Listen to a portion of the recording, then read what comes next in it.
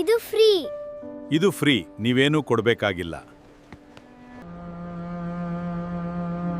ಇದನ್ನು ನೀನ್ ನಿನ್ನ ಜೀವನವಿಡೀ ದುಡಿದು ತೀರಿಸಬೇಕು. ಈಗ ನೀವು ನೋಡಿದ್ದು ಕೇವಲ ಕಥೆಯಲ್ಲ, ಇದು ಇಂದು ನಮ್ಮ ಕಣ್ಣೆದುರೇ ನಡೆಯುತ್ತಿರುವ ಭಯಾನಕ ವಾಸ್ತವ.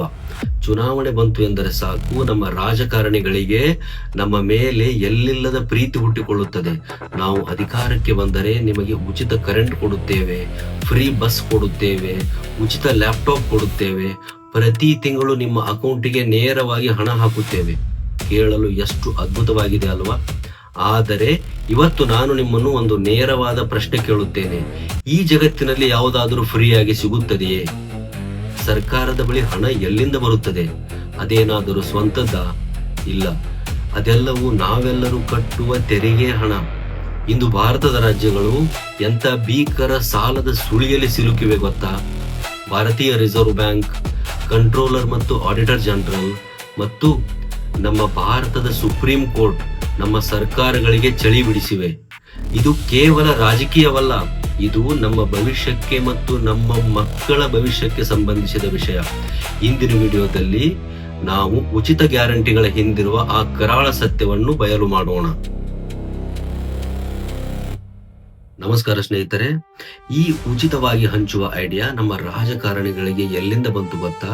ಇದು ಇವತ್ತು ನಿನ್ನೆಯ ಕಥೆಯಲ್ಲ. 2000 ವರ್ಷಗಳ ಹಿಂದೆ ಕ್ರಿಸ್ತಪೂರ್ವ 140ರಲ್ಲಿ ರೋಮನ್ ಸಾಮ್ರಾಜ್ಯದಲ್ಲಿ ಭಾರೀ ಭ್ರಷ್ಟಾಚಾರವಿತ್ತು. ಜನರಿಗೆ ಮೂಲ ಸೌಕರ್ಯಗಳಿರಲಿಲ್ಲ, ನಿರುದ್ಯೋಗ ತಾಂಡವವಾಡುತ್ತಿತ್ತು. ಜನರು ರಾಜರ ವಿರುದ್ಧ ದಂಗೆ ಏಳಲು ಶುರು ಮಾಡಿದರು. ಆಗ ರೋಮನ್ ರಾಜರು ಒಂದು ಅದ್ಭುತ ಐಡಿಯಾ ಮಾಡಿದರು. ಜನರಿಗೆ ಉಚಿತವಾಗಿ ರೊಟ್ಟಿ, ಮಾಂಸ ಹಂಚುವುದು ಮತ್ತು ಮನರಂಜನೆಗಾಗಿ ರಥದ ಓಟಗಳನ್ನು ಆಯೋಜಿಸುವುದು. ಜನ ಈ ಉಚಿತ ರೊಟ್ಟಿ ತಿಂದು ಮನರಂಜನೆ ನೋಡಿ ತಮ್ಮ ಕಷ್ಟಗಳನ್ನು ಮರೆತರು. ರಾಜರನ್ನು ಪ್ರಶ್ನಿಸುವುದನ್ನೇ ಬಿಟ್ಟರು. ಇದನ್ನು ಇತಿಹಾಸದಲ್ಲಿ ಬ್ರೆಡ್ ಅಂಡ್ ಸರ್ಕಸ್ ಎನ್ನುತ್ತಾರೆ. ಈಗ ನಮ್ಮ ದೇಶದಲ್ಲಿ ನಡೆಯುತ್ತಿರುವುದು ಅದೇ ಅಲ್ಲವೇ?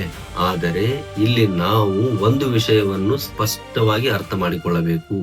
ಕಲ್ಯಾಣ ಯೋಜನೆಗಳು ಮತ್ತು ಉಚಿತ ಕೊಡುಗೆಗಳ ನಡುವೆ ಅಜಗಜಾಂತರ ವ್ಯತ್ಯಾಸವಿದೆ.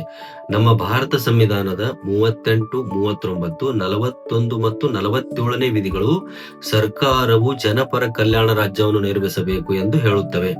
ಕಲ್ಯಾಣ ಎಂದರೆ ಬಡ ಮಕ್ಕಳಿಗೆ ಉಚಿತ ಶಿಕ್ಷಣ ನೀಡುವುದು, ಸರ್ಕಾರಿ ಆಸ್ಪತ್ರೆ ಕಟ್ಟುವುದು, ರಸ್ತೆ ಮಾಡುವುದು, ಬರಗಾಲ ಬಂದಾಗ ರೈತರಿಗೆ ನೆರವಾಗುವುದು. ಇದು ದೀರ್ಘಾವಧಿಯಲ್ಲಿ ದೇಶದ ಆಸ್ತಿಯನ್ನು ಹೆಚ್ಚಿಸುತ್ತದೆ. ಫ್ರೀ ಬೀಸ್ ಎಂದರೆ ಚುನಾವಣೆ ಗೆಲ್ಲಲು ಯಾವುದೇ ಆದಾಯದ ಮಿತಿ ಇಲ್ಲದೆ ಎಲ್ಲರಿಗೂ ಉಚಿತ ವಿದ್ಯುತ್ ಕೊಡುವುದು, ಫ್ರೀಯಾಗಿ ಲ್ಯಾಪ್ಟಾಪ್ ಹಂಚುವುದು. ಇದು ಕೇವಲ ಅಲ್ಪಾವಧಿಯ ಲಾಭ. ಇದರಿಂದ ದೇಶಕ್ಕೆ ಯಾವುದೇ ಆಸ್ತಿ ಸೃಷ್ಟಿಯಾಗುವುದಿಲ್ಲ. ಸರ್ಕಾರಗಳು ಕಲ್ಯಾಣ ಯೋಜನೆಗಳನ್ನು ಮಾಡಲೇಬೇಕು. ಆದರೆ ಇಂದು ಕಲ್ಯಾಣದ ಹೆಸರಿನಲ್ಲಿ ಜನಪ್ರಿಯತೆ ನಾಟಕ ನಡೆಯುತ್ತಿದೆ. ಇದರ ನೈಜ ಪರಿಣಾಮ ಏನಾಗುತ್ತದೆ? ಭಾರತೀಯ ರಿಸರ್ವ್ ಬ್ಯಾಂಕ್, ಕಂಟ್ರೋಲರ್ ಮತ್ತು ಆಡಿಟರ್ ಜನರಲ್ ಬಿಡುಗಡೆ ಮಾಡಿರುವ 2024-25 ಮತ್ತು 2025-26ರ ಸ್ಟೇಟ್ ಫೈನಾನ್ಸಸ್ ವರದಿಗಳ ಪ್ರಕಾರ ಕೇವಲ 10 ವರ್ಷಗಳಲ್ಲಿ, ಅಂದರೆ 2015-16ರಲ್ಲಿ ಭಾರತದ ಎಲ್ಲಾ ರಾಜ್ಯಗಳು ಸೇರಿಕೊಡುತ್ತಿದ್ದ ಸಬ್ಸಿಡಿ ಕೇವಲ 1.4 ಲಕ್ಷ ಕೋಟಿ ರೂಪಾಯಿ. ಆದರೆ 2024-25ರ ಹೊತ್ತಿಗೆ ಇದು ಬರೋಬ್ಬರಿ 4.4 ಲಕ್ಷ ಕೋಟಿ ರೂಪಾಯಿಗಳಿಗೆ ಏರಿಕೆಯಾಗಿದೆ, ಅಂದರೆ 3 ಪಟ್ಟು ಹೆಚ್ಚು. ಇದರಲ್ಲಿ 43% ಹಣ ಕೇವಲ ವಿದ್ಯುತ್ ಇಲಾಖೆಗೆ ಹೋಗುತ್ತದೆ. ಇದರ ಅರ್ಥ ಏನು ಗೊತ್ತಾ? ಅರ್ಥಶಾಸ್ತ್ರದಲ್ಲಿ ಇದನ್ನು ಕ್ರೌಡಿಂಗ್ ಔಟ್ ಎಫೆಕ್ಟ್ ಎನ್ನುತ್ತಾರೆ. ಇದನ್ನು ಒಂದು ಸಿಂಪಲ್ ಉದಾಹರಣೆ ಮೂಲಕ ವಿವರಿಸುತ್ತೇನೆ. ನಿಮ್ಮ ಮನೆಯ ಆದಾಯ ತಿಂಗಳಿಗೆ 10,000 ರೂಪಾಯಿ ಎಂದುಕೊಳ್ಳಿ. ಅದರಲ್ಲಿ ನೀವು 9,000 ರೂಪಾಯಿಗಳನ್ನು ಕೇವಲ ಹೋಟೆಲ್ ಊಟ, ಸಿನಿಮಾ ಮತ್ತು ಹಳೆಯ ಸಾಲದ ಬಡ್ಡಿ ಕಟ್ಟಿದರೆ ನಿಮ್ಮ ಮಕ್ಕಳಿಗೆ ಒಳ್ಳೆಯ ಶಿಕ್ಷಣ ಕೊಡಿಸಲು ಅಥವಾ ಭವಿಷ್ಯಕ್ಕೆ ಹಣ ಉಳಿಸಲು ಸಾಧ್ಯವೇ? ಇಲ್ಲ. ನಮ್ಮ ರಾಜ್ಯ ಸರ್ಕಾರಗಳು ಮಾಡುತ್ತಿರುವುದು ಅದನ್ನೇ. 2023-24ರ ಅಂಕಿಅಂಶಗಳ ಪ್ರಕಾರ ನಮ್ಮ ರಾಜ್ಯಗಳು ತಮ್ಮ ಒಟ್ಟು ಕಂದಾಯ ಆದಾಯದ 62% ಹಣವನ್ನು ಕೇವಲ ಸಂಬಳ, ಪಿಂಚಣಿ, ಸಾಲದ ಬಡ್ಡಿ ಮತ್ತು ಸಬ್ಸಿಡಿಗಳಿಗಾಗಿ ಖರ್ಚು ಮಾಡುತ್ತಿವೆ. ಪಂಜಾಬ್ನಂತಹ ರಾಜ್ಯದಲ್ಲಂತೂ ಇದು 107% ಇದೆ. ಅಂದರೆ ಬರುವ ಆದಾಯಕ್ಕಿಂತ ಖರ್ಚೇ ಹೆಚ್ಚು. ಹೀಗಿರುವಾಗ ಹೊಸದಾಗಿ ಸರ್ಕಾರಿ ಶಾಲೆ ಕಟ್ಟಲು, ಗುಂಡಿ ಬಿದ್ದ ರಸ್ತೆಗಳನ್ನು ಸರಿಪಡಿಸಲು, ಹೊಸ ಆಸ್ಪತ್ರೆ ಕಟ್ಟಲು ಸರ್ಕಾರದ ಬಳಿ ಹಣ ಎಲ್ಲಿದೆ? ಇದೆಲ್ಲವನ್ನೂ ಈ ಉಚಿತ ಕೊಡುಗೆಗಳು ನುಂಗಿ ಹಾಕಿವೆ. ಇಂದು ರಾಜ್ಯ ಸರ್ಕಾರಗಳು ಬಂಡವಾಳ ವೆಚ್ಚಕ್ಕಾಗಿ ಕೇಂದ್ರ ಸರ್ಕಾರದ 50 ವರ್ಷಗಳ ಬಡ್ಡಿ ರಹಿತ ಸಾಲದ ಮೇಲೆ ಸಂಪೂರ್ಣ ಅವಲಂಬಿತವಾಗಿವೆ.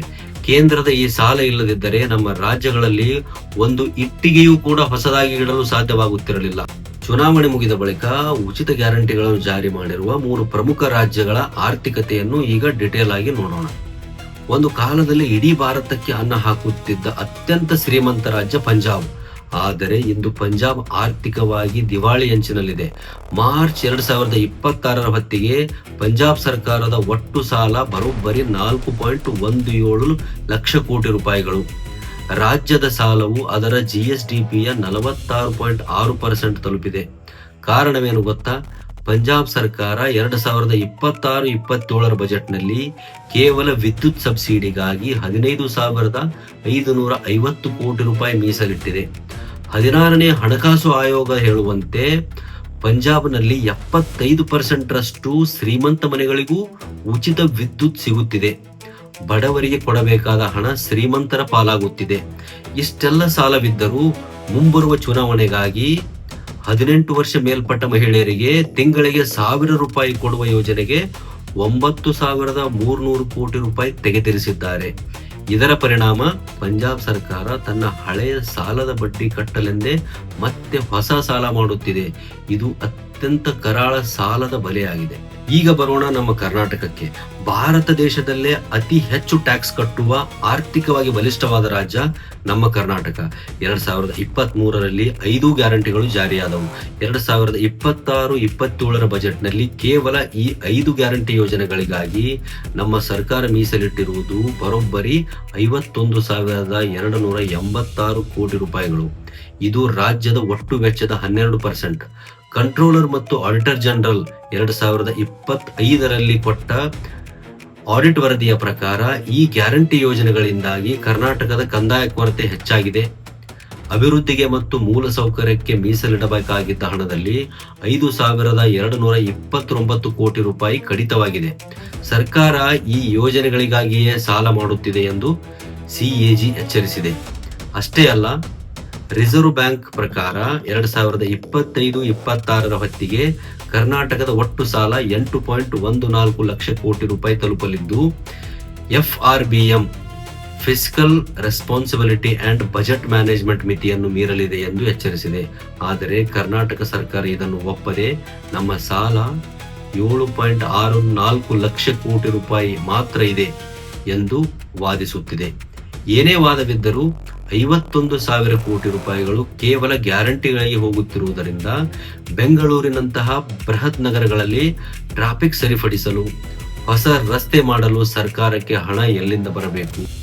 ಆಂಧ್ರ ಪ್ರದೇಶ ರಾಜ್ಯ 2014ರಲ್ಲಿ ವಿಭಜನೆ ಆದಾಗಿನಿಂದಲೂ ಒಂದು ವರ್ಷವೂ ಕಂದಾಯದ ಹೆಚ್ಚಳ ಕಂಡಿಲ್ಲ. ಅಂದರೆ ಪ್ರತಿ ವರ್ಷವೂ ಆದಾಯಕ್ಕಿಂತ ಖರ್ಚೇ ಹೆಚ್ಚು. ಹೊಸ ಸರ್ಕಾರ ಬಂದಾಗ ಆರ್ಥಿಕತೆ ಸುಧಾರಿಸುತ್ತದೆ ಎಂದುಕೊಂಡರೆ ಅವರು ಸೂಪರ್ 6 ಎಂಬ ಬೃಹತ್ ಉಚಿತ ಯೋಜನೆಗಳನ್ನು ತಂದರು. 2026-27 ಬಜೆಟ್ನಲ್ಲಿ ಕೇವಲ NTR ಭರೋಸಾ ಪಿಂಚಣಿಗೆ 27,719 ಕೋಟಿ, ತಾಯಂದಿರಿಗೆ 8,450 ಕೋಟಿ, ರೈತರಿಗೆ 6,600 ಕೋಟಿ ಮೀಸಲಿಟ್ಟಿದ್ದಾರೆ.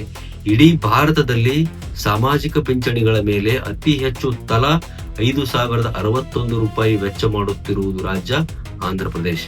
2026-27ರಲ್ಲಿ ಇವರ ಕಂದಾಯ ಕೊರತೆ 22,003 ಕೋಟಿ ಹಾಗೂ ಸಾಲದ ಮೇಲಿನ ಬಡ್ಡಿ ಕಟ್ಟುವುದಕ್ಕೆ 37,281 ಕೋಟಿ ರೂಪಾಯಿ ಬೇಕು. ಇಷ್ಟೆಲ್ಲ ಕೊರತೆಯ ನಡುವೆಯೂ ಇವರು 75,000 ಕೋಟಿ ರೂಪಾಯಿಗಳ ಹೊಸ ಸಾಲ ಮಾಡುತ್ತಿದ್ದಾರೆ. ಸ್ನೇಹಿತರೆ, ಸರ್ಕಾರಗಳನ್ನು ನಾವು ಪ್ರಶ್ನಿಸಲೇಬೇಕು.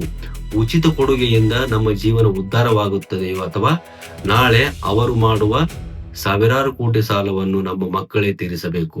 ರಾಜಕೀಯ ಪಕ್ಷಗಳು ಚುನಾವಣಾ ಆಯೋಗದ ಸಲಹೆಗಳನ್ನು ಕೇಳುತ್ತಿಲ್ಲ. ಕೊನೆಗೆ ಬೇಸತ್ತು ಫೆಬ್ರವರಿ 19, 2026ರಂದು ಈ ಪ್ರಕರಣವು ಸುಪ್ರೀಂ ಕೋರ್ಟ್ ಮೆಟ್ಟಿಲೇರಿತು. ಮುಖ್ಯ ನ್ಯಾಯಮೂರ್ತಿ ಸೂರ್ಯಕಾಂತ್, ಜಸ್ಟಿಸ್ ಬಗ್ಚಿ ಮತ್ತು ಜಸ್ಟಿಸ್ ಪಂಚೋಲಿ ಅವರನ್ನೊಳಗೊಂಡ ಪೀಠವು ರಾಜ್ಯ ಸರ್ಕಾರಗಳನ್ನು ತರಾಟೆಗೆ ತೆಗೆದುಕೊಂಡಿವೆ.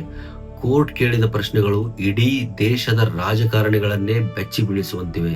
ಮುಖ್ಯ ನ್ಯಾಯಮೂರ್ತಿ ಸೂರ್ಯಕಾಂತ್ ಅವರು ಕೇಳಿದ್ದೇನು ಗೊತ್ತಾ?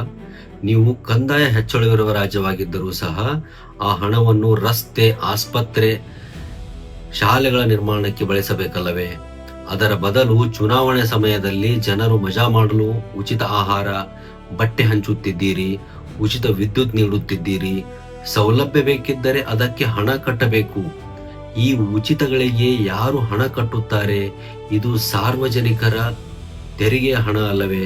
ಸುಪ್ರೀಂ ಕೋರ್ಟ್ ಕೇಳಿದ ಪ್ರಶ್ನೆ ಏನು ಗೊತ್ತಾ? ನೀವು ಬೆಳಿಗ್ಗೆಯಿಂದಲೇ ಉಚಿತ ಆಹಾರ, ಉಚಿತ ಗ್ಯಾಸ್, ಉಚಿತ ವಿದ್ಯುತ್ ಕೊಟ್ಟು ನೇರವಾಗಿ ಅಕೌಂಟ್ಗೆ ಹಣ ಹಾಕಿದರೆ ಜನ ಯಾಕೆ ಕೆಲಸ ಮಾಡುತ್ತಾರೆ? ಅವರ ಸ್ವಾಭಿಮಾನ ಮತ್ತು ದುಡಿಯುವ ಸಂಸ್ಕೃತಿ ಏನಾಗಬೇಕು? ನೀವು ಉದ್ಯೋಗ ಸೃಷ್ಟಿಸಬೇಕು. ಹೀಗೆ ಎಲ್ಲವನ್ನು ಉಚಿತವಾಗಿ ಕೊಡುವುದು, ಅದು ನೀವು ಮಾಡುತ್ತಿರುವ ರಾಷ್ಟ್ರ ನಿರ್ಮಾಣವೇ? ಯೋಚನೆ ಮಾಡಿ ಸ್ನೇಹಿತರೆ, ಕೋರ್ಟ್ ಹೇಳುತ್ತಿರುವುದು 100% ಸತ್ಯ ಅಲ್ಲವೇ? ನಾವು ದುಡಿದು ಸ್ವಾಭಿಮಾನದಿಂದ ಬದುಕುವ ಹಕ್ಕನ್ನು ಕಸಿದುಕೊಂಡು ನಮ್ಮನ್ನು ಕೇವಲ ಸರ್ಕಾರದ ಆಶೆಗಳಿಗಾಗಿ ಕಾಯುವ ಫಲಾನುಭವಿಗಳನ್ನಾಗಿ ಮಾಡಲಾಗುತ್ತಿದೆ. ಸ್ನೇಹಿತರೆ, ಇಲ್ಲಿವರೆಗೆ ನೀವು ಕೇಳಿದ ಮಾಹಿತಿ, RBIನ ವರದಿ, ಸುಪ್ರೀಂ ಕೋರ್ಟ್ನ ಮಾತುಗಳು, ಇವೆಲ್ಲವೂ ನಮಗೆ ಒಂದೇ ಒಂದು ಸ್ಪಷ್ಟ ಸಂದೇಶವನ್ನು ನೀಡುತ್ತಿದೆ. ಉಚಿತ ಕೊಡುಗೆಗಳು ಒಬ್ಬ ರಾಜಕಾರಣಿಗೆ ಮುಂದಿನ 5 ವರ್ಷದ ಅಧಿಕಾರವನ್ನು ತಂದುಕೊಡಬಹುದು. ಆದರೆ ಅದು ನಮ್ಮ ದೇಶದ, ನಮ್ಮ ರಾಜ್ಯದ ಮುಂದಿನ 50 ವರ್ಷದ ಭವಿಷ್ಯವನ್ನು ಬಲಿ ಪಡೆಯುತ್ತದೆ. ಬಡವರಿಗೆ, ವೃದ್ಧರಿಗೆ, ಅಸಹಾಯಕರಿಗೆ ಸಹಾಯ ಮಾಡುವುದು ಸರ್ಕಾರದ ಮೊದಲ ಆದ್ಯತೆಯಾಗಬೇಕು. ಅದನ್ನು ಯಾರೂ ಬೇಡ ಎನ್ನುವುದಿಲ್ಲ. ಆದರೆ ಮತ ಬ್ಯಾಂಕ್ಗಾಗಿ ಎಲ್ಲರಿಗೂ ಎಲ್ಲವನ್ನು ಉಚಿತವಾಗಿ ಹಂಚಿದರೆ ನಮ್ಮ ರಾಜ್ಯಗಳು ದಿವಾಳಿಯಾಗುವುದು ಖಂಡಿತ. ಇನ್ನು ಮುಂದೆ ನಿಮ್ಮ ಮನೆಯ ಬಾಗಿಲಿಗೆ ಯಾವುದೇ ಪಕ್ಷದ ನಾಯಕ ಬಂದು ನಿಮಗೆ ಫ್ರೀ ಟಿವಿ, ಫ್ರೀ ವಿದ್ಯುತ್, ನೇರವಾಗಿ ನಿಮ್ಮ ಅಕೌಂಟ್ಗೆ ಹಣ ಹಾಕುತ್ತೇನೆ ಎಂದು ಹೇಳಿದರೆ ಅವರ ಕಣ್ಣಲ್ಲಿ ಕಣ್ಣಿಟ್ಟು ನಮ್ಮ ಮಕ್ಕಳ ಭವಿಷ್ಯಕ್ಕೆ ಒಳ್ಳೆಯ ಶಾಲೆಗಳು, ಸುಸಜ್ಜಿತ ಆಸ್ಪತ್ರೆಗಳು ಮತ್ತು ಕಲಿತ ಮಕ್ಕಳಿಗೆ ಉದ್ಯೋಗ ಬೇಕು ಎಂದು ಕೇಳುವ ಮನೋಭಾವ ಎಲ್ಲರಿಗೂ ಬರಬೇಕು. ಈ ಬದಲಾವಣೆ ನಮ್ಮಿಂದಲೇ ಹಿಂದೆ ಶುರುವಾಗಬೇಕು. ಪ್ರಜಾಪ್ರಭುತ್ವದಲ್ಲಿ ಪ್ರಜೆಗಳೇ ಪ್ರಭುಗಳು. ನಾವು ಏನು ಕೇಳುತ್ತೇವೆಯೋ ಸರ್ಕಾರ ಅದನ್ನೇ ಕೊಡುತ್ತದೆ. ನಾವು ಉಚಿತ ಕೊಡುಗೆ ಕೇಳಿದರೆ ಅವರು ದೇಶ ಮಾರಿಯಾದರೂ ಉಚಿತವನ್ನೇ ಕೊಡುತ್ತಾರೆ. ನಾವು ಅಭಿವೃದ್ಧಿ ಕೇಳಿದರೆ ಅವರು ಅಭಿವೃದ್ಧಿ ಮಾಡುತ್ತಾರೆ. ಈ ವಿಡಿಯೋ ನಿಮಗೆ ಮಾಹಿತಿಪೂರ್ಣ ಎನಿಸಿದರೆ ಇದನ್ನು ಪ್ರತಿಯೊಬ್ಬರಿಗೂ ಶೇರ್ ಮಾಡಿ. ಪ್ರತಿಯೊಬ್ಬ ನಾಗರಿಕರಿಗೂ ಈ ಸತ್ಯವನ್ನು ತಿಳಿಸಿ ದೇಶವನ್ನು ಉಳಿಸಿ. ಚಾನಲ್ಗೆ ಸಬ್ಸ್ಕ್ರೈಬ್ ಮಾಡಲು ಮರೆಯದಿರಿ. ಧನ್ಯವಾದಗಳು.